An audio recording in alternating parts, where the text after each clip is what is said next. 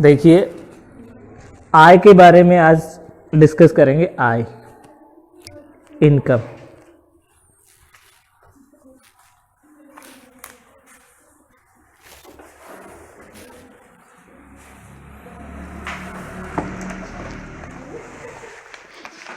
लिखिए आय।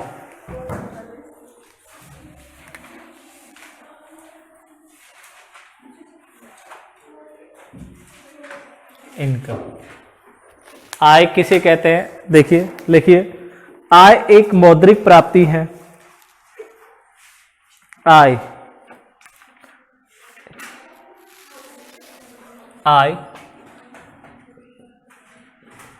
एक मौद्रिक प्राप्ति है। आय एक मौद्रिक प्राप्ति है। आय एक मौद्रिक प्राप्ति है जो कुछ नियमितता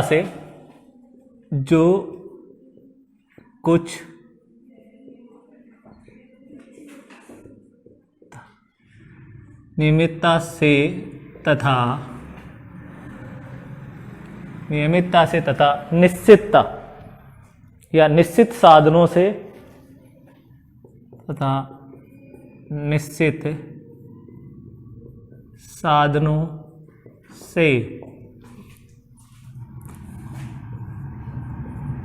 उत्पन्न होती है। देखिए आय एक मौद्रिक प्राप्ति है जो कुछ नियमितता से तथा निश्चित साधनों से क्या होती है? उत्पन्न होती है।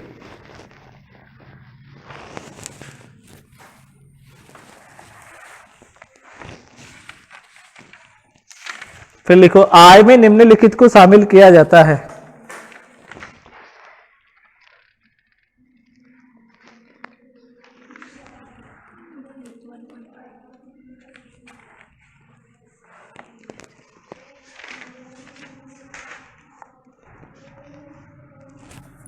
लिखिए, अब आय में निम्नलिखित को शामिल किया जाता है।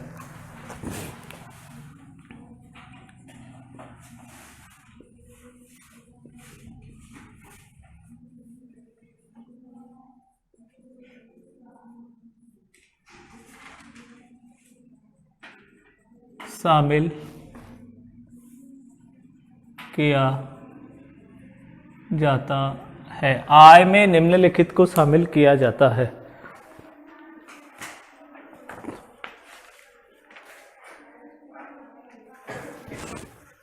आय में निम्नलिखित को शामिल किया जाता है। देखिए, आय का उल्लेख कौन सी धारा में है? आय का उल्लेख देखिए अधिनियम 1961 की धारा 2(24) में आय का उल्लेख है। 2(14) में किसका? आय के शीर्षक का। आयकर अधिनियम की धारा 14 में आय के शीर्षक का। और 2(31) में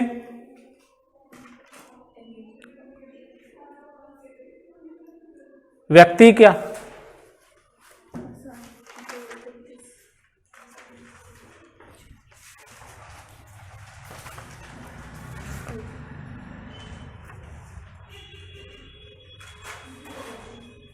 दो 2(31) में व्यक्ति की परिभाषा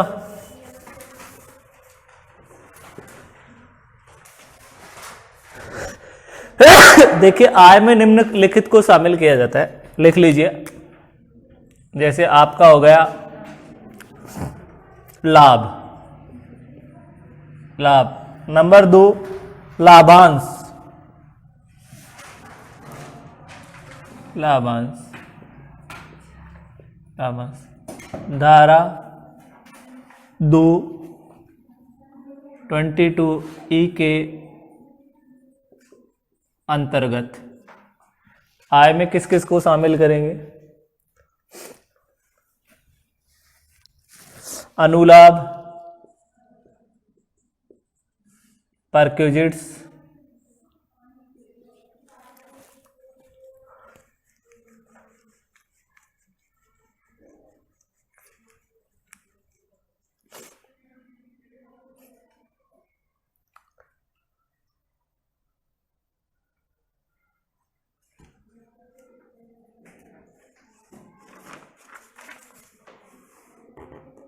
धारा 45 के अंतर्गत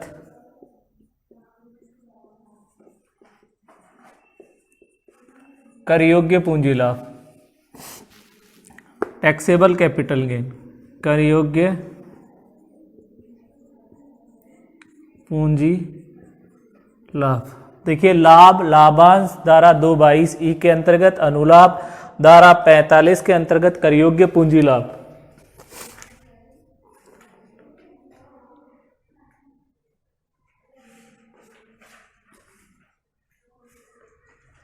प्रोविडेंट फंड,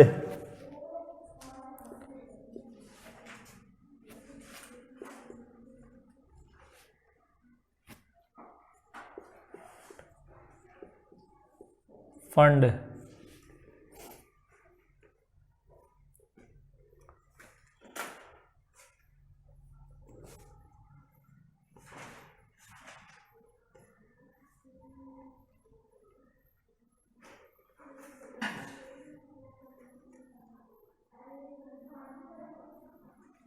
कोई धनराशि,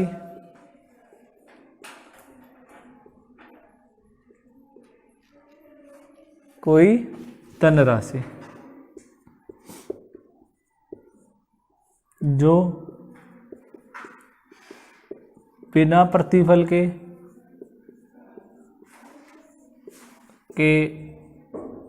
प्राप्त हो, कोई धनराशि जो आपके बिना प्रतिफल के प्राप्त हो।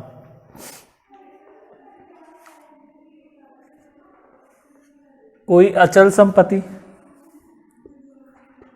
कोई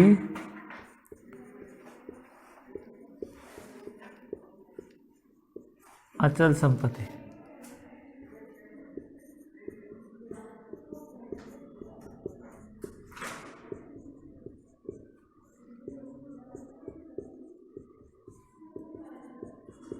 जो बिना प्रतिफल के क्या हो, प्राप्त हो। कोई अचल संपत्ति जो बिना प्रतिफल के क्या हो, प्राप्त हो।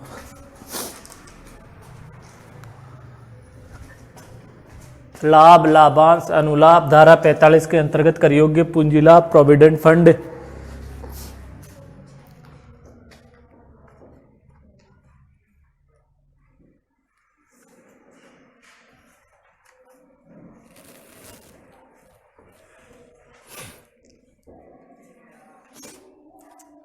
तो ये किस में करेंगे, आय में शामिल किया जाता है इनको, आय में।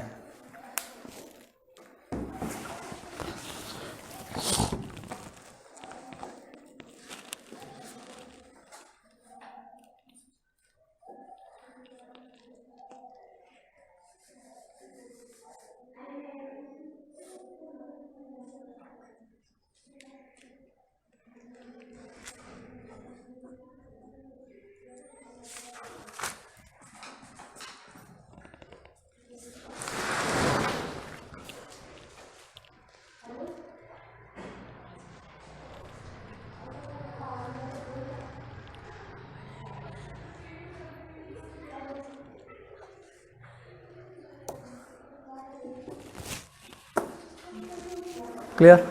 तो देखिए आय, आय एक मौद्रिक प्राप्ति है जो कुछ नियमितता से तथा निश्चित साधनों से प्राप्त। यहां पे मैंने कुछ आपको बताया कि आय में हम किस किस को शामिल करते हैं।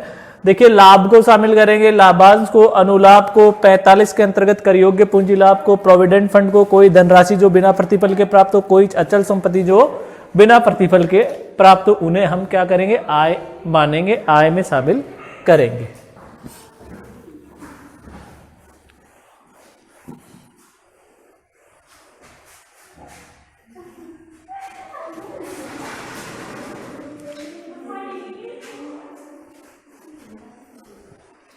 नेक्स्ट, अब देखिए किसी भी राशि को आय मानने के लिए निम्नलिखित तथ्य देखे जाते हैं। हेडिंग,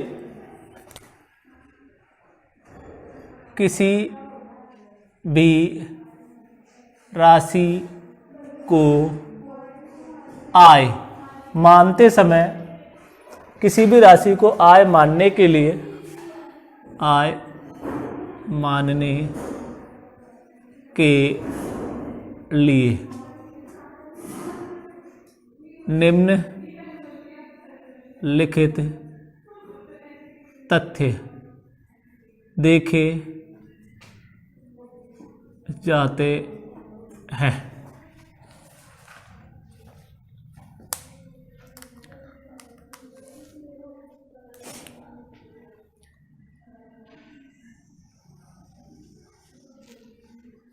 इसमें सबसे पहले आएगा आपका आय का साधन।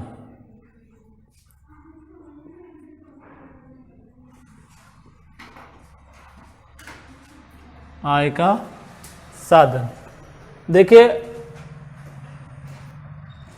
आय को आय, देखिए आय के साधन का मतलब क्या है, आय के साधन, आय को आय तभी मानेंगे जब वो किसी निश्चित स्रोत या साधन से प्राप्त हो, तभी उसको क्या माना जाएगा, आय माना जाएगा। क्लियर?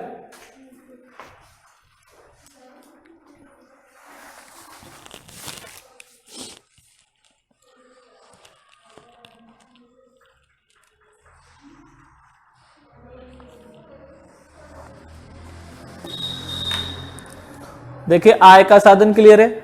इसका मतलब है कि आय को आय तभी माना जाएगा जब वह किसी स्रोत या साधन से आपको प्राप्त हो। दूसरा पॉइंट आता है आय की नियमितता। आय की नियमितता, देखिए आय की नियमितता का मतलब है जो भी आय आपको किसी साधन या स्रोत से प्राप्त होगी वो आपको देखो दिन प्रतिदिन मिल सकती है, आपको साप्ताहिक मिल सकती है, आपको पाक्षिक मिल सकती है, आपको मासिक मिल सकती है, अर्धवार्षिक मिल सकती है या वार्षिक। वो कैसे ही मिले उसको हम क्या मानेंगे, आय मानेंगे। चाहे वो आपको प्रतिदिन मिल रही है कि आपको जैसे 800 रुपए मिले आज क्लियर काम करने से, तो वो आपकी क्या मानी जाएगी, आय मानी जाएगी। तो आय की नियमितता, तो नियमितता का मतलब है कि आय चाहे दैनिक मिलो, चाहे आपको साप्ताहिक मिलो, चाहे वार्षिक मिलो, चाहे मासिक मिलो। क्लियर होगी बात? नेक्स्ट, मुद्रा के रूप में।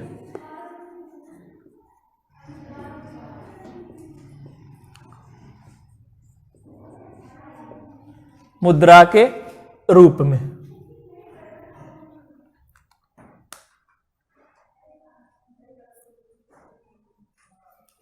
देखिए दूसरा कह रहा है कि जो भी आय प्राप्त है उसका क्या होना चाहिए, मौद्रिक मूल्य होना चाहिए, मुद्रा के रूप में होनी चाहिए।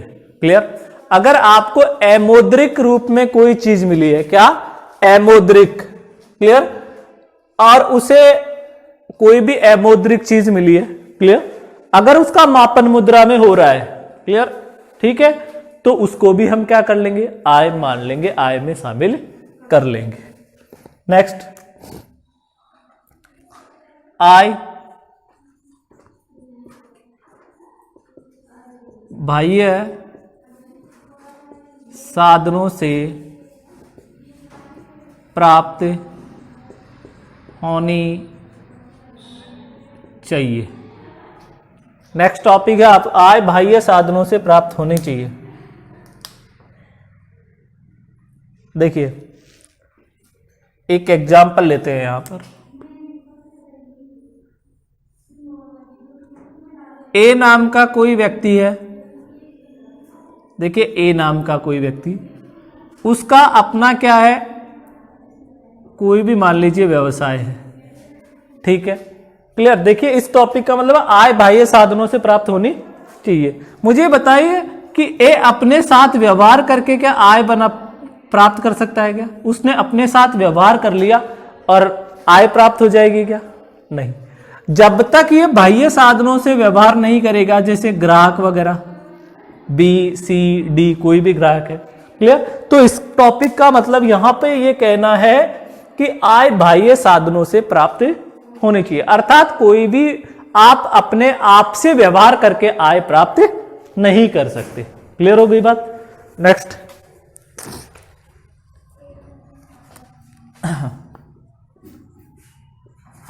अवैध साधनों से आय, अवैध साधनों से आय।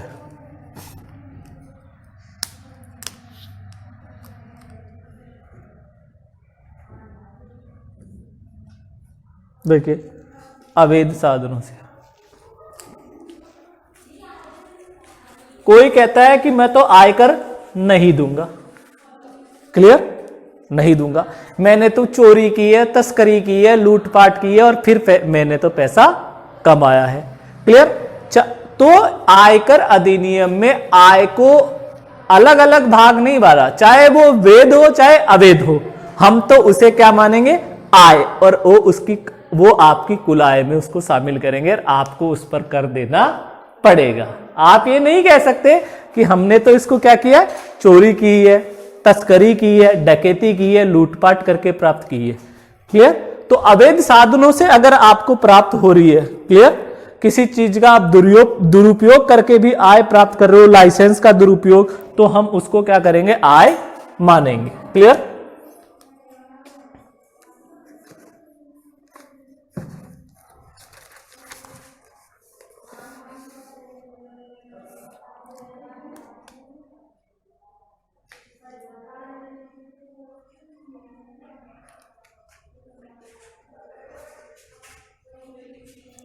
फिर लिखो, पिन धनराशि आय नहीं,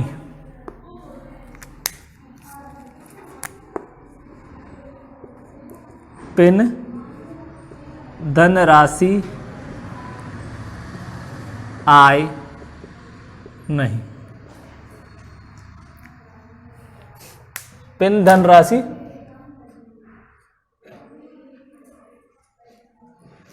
देखिए पिन धन राशि, पिन मनी भी बोलते हैं, पिन मनी, क्लियर। पिन धन राशि क्या होती है, यानी कि पति द्वारा अपनी पत्नी को घर खर्च के लिए कुछ रुपए दिए जाते हैं और वह उसमें से कुछ बचत कर लेती है, बचत कर लेती है, तो जो बचत है उसको कहते हैं पिन धन राशि और उसको कभी भी आय नहीं माना जाता है। क्लियर हो गई बात? यानी कि पति द्वारा पत्नी को घर खर्च के लिए जो भी रुपए दिए जाते हैं और उसमें से वह कुछ बचत कर लेती है, तो वो क्या कहलाएगी, आपकी पिन धन राशि। तो पिन धन राशि को आय नहीं माना जाएगा। क्लियर? नेक्स्ट, धर्मादा, गौशाला आदि के संबंध में प्राप्तियां। नेक्स्ट, धर्मादा, गौशाला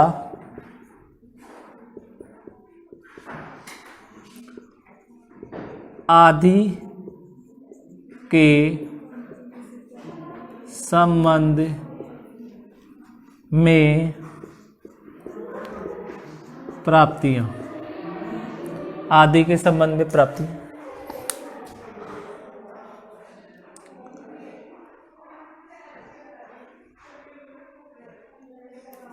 देखिए यदि कोई धनराशि धर्मादा, गौशाला आदि के संबंध में प्राप्त हुई है तो उसे आय नहीं माना जाएगा, उसे आय नहीं माना जाएगा। नेक्स्ट, आय में हानि भी शामिल है। आय में क्या शामिल है? हानि को भी शामिल किया गया है आय में। क्लियर? आय में किसको शामिल किया है? हानि को। तो इन्होंने एक आय में हानि को किस लिए शामिल किया है? जैसे मान लीजिए किसी वर्ष आप कोई व्यवसाय करते हो, ठीक है, उस व्यवसाय में आपको देखिए एक वर्ष में हानि हो गई और दूसरे वर्ष में क्या हो गया? लाभ हो गया। मान लीजिए 1.5 लाख रुपए की हानि होगी एक वर्ष में, और एक वर्ष में आपको क्या हो गया? 2 लाख का लाभ हो गया। तो कहने का मतलब, इसका मतलब है कि आय में हानि भी शामिल है। तो कहने का मतलब आप अपनी हानि को आय से क्या कर सकते हो? समायोजित कर सकते हो, एडजस्ट कर सकते हो। तो आपका 2 लाख से आपने क्या कर ली? आपकी हानि को सेट ऑफ कर लिया, समायोजित कर ली। कितने से? 1.5 लाख से। 2 लाख की इनकम से 1.5 लाख हानि को, तो अब आपका इनकम कितनी बची? 50,000। तो इसका कहने का मतलब आय में हानि भी शामिल है। क्लियर? अगर आपको हानि होती है और जिस वर्ष आपको लाभ हो रहा है तो उससे आप उसको क्या कर सकते हो? समायोजित कर सकते हो, एडजस्ट कर सकते हो। क्लियर हो गई बात?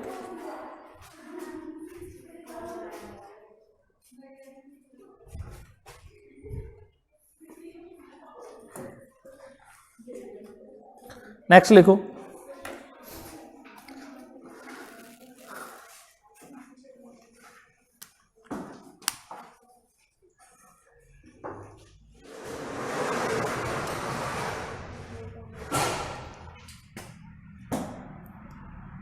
स्थायी या अस्थायी स्रोत?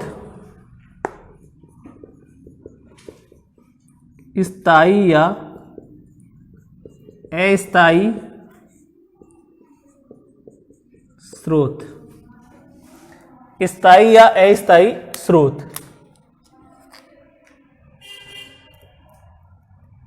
देखिए इसका मतलब यह है कि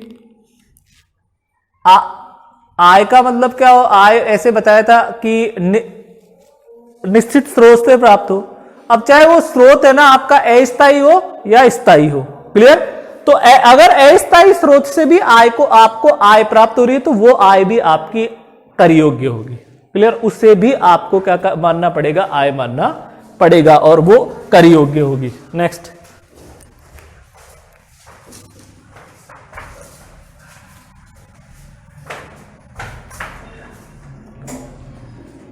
मूल्यवर्धी आय नहीं।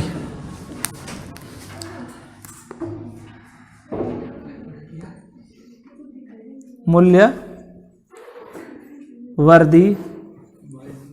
आय नहीं है। देखिए कोई भी संपत्तियां थी, संपत्तियों का बाजार में मूल्य बढ़ गया। क्लियर? संपत्तियों का बाजार में मूल्य बढ़ गया तो जो बढ़ा हुआ मूल्य है ना उसको आय माना नहीं जाएगा, इनकम नहीं मानी जाएगी। क्लियर होगी बात? तो देखिए एक बार वापस रिपीट कर लीजिए कि किसी भी राशि को आय मानने के लिए निम्न तथ्य देखे जाते हैं कि इन तथ्यों को देखकर हम क्या कर सकते हैं कि वो ये मालूम कर सकते हैं कि ये आय है या नहीं। पहला था आय का साधन, दूसरा आय की नियमितता, तीसरा मुद्रा के रूप में। आय बाह्य साधनों से प्राप्त होनी चाहिए, अवैध साधनों से आय, चाहे आपने वेद साधनों से कमाई हो चाहे अवैध साधनों से, वो आपकी आय मानी जाएगी और उस पर आपको कर देना पड़ेगा। पिन धनराशि आय नहीं है। धर्मादा, गौशाला आदि के संबंध में प्राप्तियां, आय में हानि भी शामिल है। स्थायी या अस्थायी स्रोत, आय के चाहे आपके स्थायी स्रोत या अस्थायी, उसे हम आय मानेंगे और आपकी वो आय कर योग्य होगी। मूल्यवर्धी आय नहीं है। कोई भी संपत्ति है उसका बाजार मूल्य बढ़ गया तो जो बढ़ा हुआ मूल्य है उसको हम आय नहीं मानेंगे। क्लियर? उसके बाद देखिए इसमें एक टॉपिक और बचा है, वो और लिख लीजिए।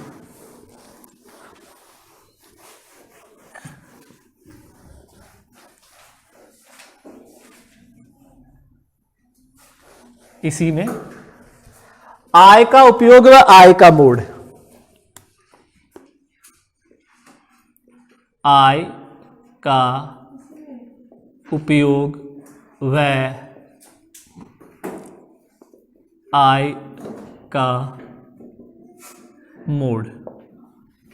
आय का उपयोग या आय का मोड।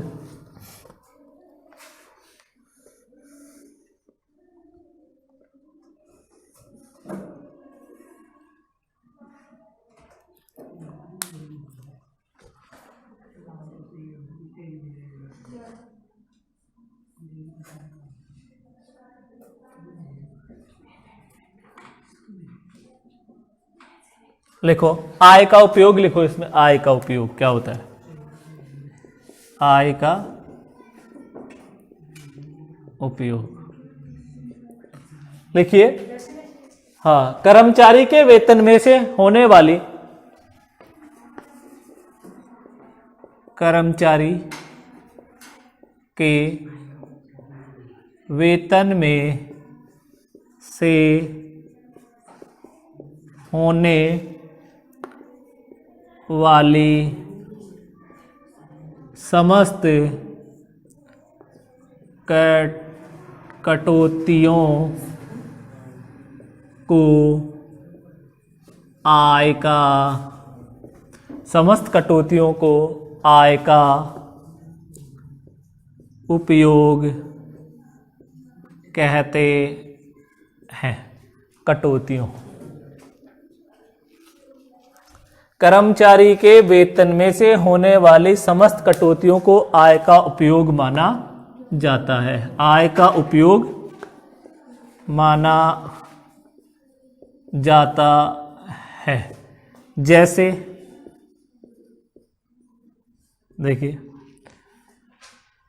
कोई भी कर्मचारी है, उसको आय मिल रही है, वेतन मिल रहा है, और उसके वेतन में से जैसे क्या काट दी, LIC की किस्त कट गई।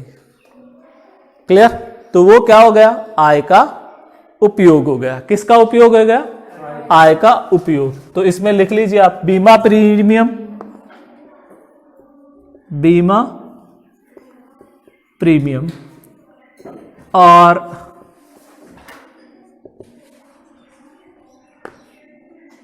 भविष्य निधि।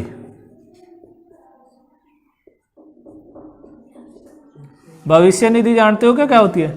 जैसे PF नहीं आता क्या, प्रोविडेंट फंड, उसमें जो पैसा कटता है, क्लियर, तो वो भी आपकी क्या मानी जाएगी, आय का उपयोग माना जाएगा। अर्थात कर्मचारी को जो भी पैसा मिल रहा है उसमें से जो भी आप कटौतियां कर रहे हो, क्लियर, ठीक है, जो भी कटौतियां कर रहे हो वो क्या मानी जाएगी, आय का उपयोग। जैसे उसकी LIC की किस्त कट गई, क्लियर, उसके आपने भविष्य निधि PF में पैसा काट दिया, तो वो आपका क्या होगा, आय का उपयोग कहलाएगा। क्या कहलाएगा, आय का उपयोग। क्लियर? कर्मचारी के वेतन में से होने वाली समस्त कटौतियों को क्या कहेंगे, आय का उपयोग कहेंगे।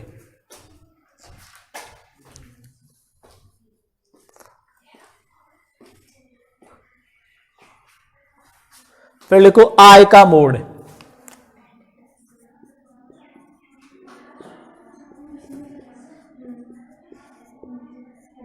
आय का मोड,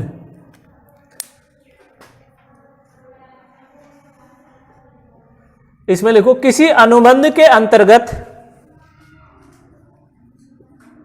किसी अनुबंध के अंतर्गत करदाता द्वारा, किसी अनुबंध के अंतर्गत करदाता द्वारा आय का कोई भी भाग, आय का कोई भी भाग अन्य व्यक्ति को हस्तांतरित कर दिया जाता है।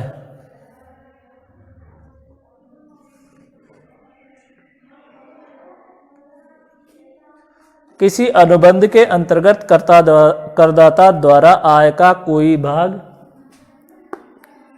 अन्य व्यक्ति को चुकाया जाता है, उसे आय का मोड कहते हैं। आय का मोड, देखिए एक एग्जाम्पल ले लीजिए और उस एग्जाम्पल से समझ लीजिए किसे आय का मोड कहेंगे। देखिए ए नाम का कोई व्यक्ति था, एक आपके बी नाम का कोई व्यक्ति था। ए और बी नाम के दो व्यक्ति हैं, ए और बी। इन दोनों ने किसी भी मान लीजिए कोई भी पेपर है, मैगजीन है, ठीक है, क्लियर, उस या कोई पुस्तक है, उसमें क्या लिखा, एक लेख लिखा, दोनों ने मिलकर, ए और बी ने, कि अपन दोनों मिलकर कोई लेख लिख देते हैं, और लेख लिख दिया और उस लेख से उनको कुछ पैसा मिला। क्या मिला, पैसा। मान लीजिए ए और बी ने लेख लिखा और इसके बदले में ए और दोनों बी ने अनुबंध कर रखा और उस अनुबंध के तहत एक लेख लिखा, किसी भी अखबार में ले लीजिए, समाचार पत्र में, पुस्तक में, कहीं पे भी। तो इनको मान लीजिए आपको इनको 15,000 रुपए मिल गए, और 15,000 रुपए लेख लिखने से वो पैसा किसे मिला, ए को। देखिए 15,000 रुपए वो पैसा किसे मिला, ए को। ए ने क्या किया, जो 15,000 रुपए मिले, ए ने अपने हिस्से के 7,500 रुपए काटकर बाकी पैसा किसको हस्तांतरित कर दिया, बी को। तो वो आपका क्या हो गया, आय का मोड़ हो गया। कहानी समझ में आई क्या? दो व्यक्ति थे, दो व्यक्तियों ने मिलकर एक लेख लिखा, उस लेख से उनको कोई आमदनी आय हुई, आय जैसे 15,000 हुई, ये 15,000 रुपए ये किसको मिल गई, ए को। पूरा पैसा किसको मिला, ए को। अब ए ने क्या किया, अपने हिस्से की आय काटकर शेष आय को किसको हस्तांतरित कर दी, बी को। तो यही क्या कहलाता है, आय का मोड़ कहलाता है। क्या कहलाएगा, आय का मोड़। क्लियर? तो ये आपका टॉपिक यहां पर कंप्लीट है, आय से संबंधित।